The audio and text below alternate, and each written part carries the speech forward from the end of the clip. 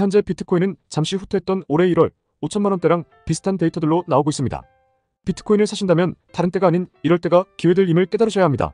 2024년 3월 22일 금요일 누워먹는 세계 경제 소식 8개 시작합니다. 미국 탐욕공포 지수는 75로 상승하였습니다. 코인 탐욕공포 지수는 75로 하락하였습니다. 인도 PMI 61.3 상승 중 제조업 생산 호조. 인도의 제조업 구매관리자 지수 PMI가 최근 계속 상승하는 것으로 발표되었습니다. 경기 확장과 경기 축소를 가름하는 PMI 50 지수를 21년 이후 계속 넘고 있는 인도는 신규 수주 신장률은 전월을 상회하고 국내 수주와 수출 수주 전부 개선 경향을 나타내고 있다고 분석하였습니다. 확실히 세계의 흐름이 바뀔 때는 계속 나아가는 것 같습니다. 미국 2032년 전기차 전환 목표 67%에서 56%로 하향. 새 자동차 배출가스 규제는 2027년부터 적용된다고 합니다. 2032년까지 6년간 단계적으로 차량의 이산화탄소 배출 등 허용량을 줄여가는 게 골자인데 선거를 의식해서인지 바이든은 2032년까지 판매 비중을 67%에서 56%로 낮추며 완화된 규제안을 내놓았습니다. 외신들은 기존 자동차 제조업체들의 승리라고 전하였습니다. 3. 미국 사령관 중국 27년까지 대만 침공 준비 중. 존 에크리노미 인도태평양 사령관이 하원 군사위원회 청문회에 제출한 사면 입장문에 따르면 중국은 경제성장 둔화 속에서도 포괄적인 군 현대화 작업을 계속 시행하고 있다며 중국군은 통합, 첨단, 네트워크 중심으로 군대를 재편하고 있고 이런 작업들을 공격적으로 하고 있다고 전했습니다. 중국은 대만 주변에서 군사훈련 또한 반복하고 있고 2022년과 2023년에는 대만 포위 훈련을 진행하기도 하며 해상과 공중 봉쇄를 통한 포위 시뮬레이션과 대만 침공 작전과 관련된 다양한 임무를 연습하고 있다 설명하였는데 미래가 어떻게 흘러갈지 걱정되는 것 같습니다. 4. 하이브, 구글 제치고 세계 50대 혁신기업 선정. 미국 경제 전문 매체 패스트 컴퍼니가 발표한 2024년 세계에서 가장 혁신적인 50대 기업에 하이브가 국내 기업으로는 유일하게 들어가며 종합 23위를 기록하였습니다.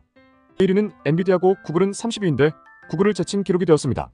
하이브는 2020년과 2022년 올해까지 세 번째 이름을 올렸다 전하였습니다.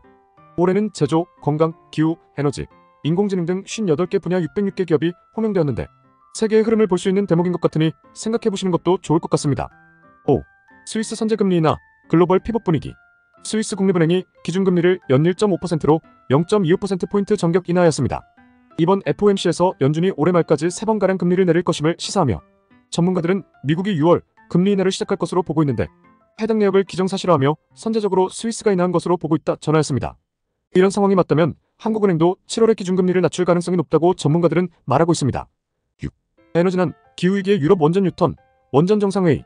유럽연합 의장국인 벨기에 정부는 브뤼셀에서 국제원자력기구와 공동으로 원자력 정상회의를 개최하였습니다.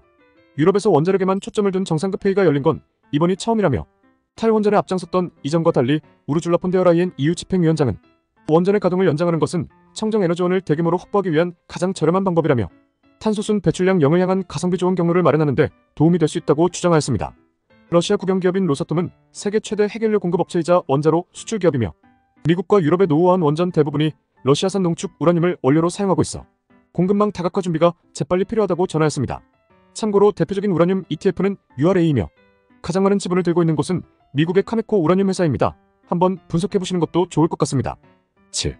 K라면 수출 사상 최대치 경신 중. 지난달 라면 수출액은 1240억 원으로 월 기준 사상 최대치를 기록했으며 전년 동월 대비 31.5%가 늘어난 수치입니다. 농심은 지난해 매출 3조 4,106억 원 중 해외 비중이 전체의 37%나 되며 삼양식품도 지난해 불닭볶음면의 인기를 얻고 해외 매출이 처음으로 8천억 원을 돌파하며 전년 대비 34%가 성장한 수치를 기록하였습니다. 주가로는 작년 3분기 이후 지지부진하던 라면 주가들이 최근 회복 전망이 보인다고 하는데 곡물가 등의 인상으로 인한 원가 부담에서 슬슬 벗어날 타이밍이 보인다는 게 주된 이유라고 전하였습니다. 주관적 칼럼 8. 승소해도 못 받는 최악의 가등기 전세 사기 유의. 가등기란 집 매매 예약 계약이라 보시면 되는데 가등기가 되어 있는 집을 새로운 사람이 매수했다가 훗날 기존 예약 매매가 완료되면 새로운 사람은 후 순위 권자가 되어 소유권을 잃게 되는 무서운 사기 수법으로 활용되고 있는 부동산 제도입니다. 최근 3명의 공범자가 사기를 쳤던 사례를 보시면 집 한 채를 사고 A인 바지집 주인을 세웁니다. 바지집 주인은 바로 B인 범죄자와 가등기를 체결합니다. 그 상태에서 C인 부동산업자는 살림안무한 집을 사고 전세를 냅니다. 이때 들어온 전세자 입장에서 집주인인 부동산업자가 돈이 없다 했을 시 문제가 터지기 시작합니다. 경매로 넘어가더라도 가등기 내역 때문에 유찰이 계속되어 낙찰되지도 않고 전세자든 새로운 낙찰자든 결국 집을 매입하게 돼도 가등기 계약자인 범죄자비가 나타나 예약 매매를 완료하게 되면 소유권을 다시 빼앗기기 때문입니다.